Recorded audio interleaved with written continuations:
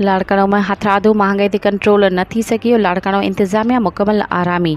Nadir hotel ऐं वॾनि hotel ते चिकन कढ़ाई जा मनपसंद रेट मुक़रर। मुर्गी 460 रुपया किलो। मुर्गी सस्ती हुअण बावजूद बि होटलुनि ते 1800 खां 2000 कढ़ाई फ़रोख्त।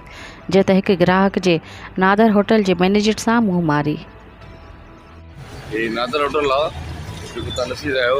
नादर होटल आहे जिन रेगाड़ी मोदी ये सब ये ड्रामा होता है नहीं, ये सभी मुर्गी किलो है। कढ़ाई कढ़ाई कढ़ाई कढ़ाई वाइट और रेड रेड घणे किलो है? रेट 1800 रुपए। अच्छा कच्ची मुर्गी घणे किलो है? कच्ची मुर्गी ता मार्केट में 460 रुपया। 460 जेब के हाँ नहीं 500 रुपया। 1800 रुपये ॾियो था किलो।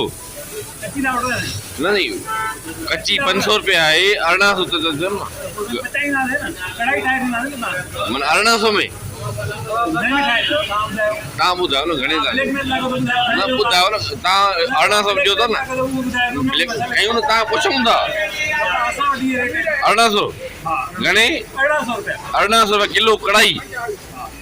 वाह वाह सही ॾिसो था हे 500 रुपया किलो कढ़ाई मुर्गी आहे। 1800 रुपया कढ़ाई था ॾियनि।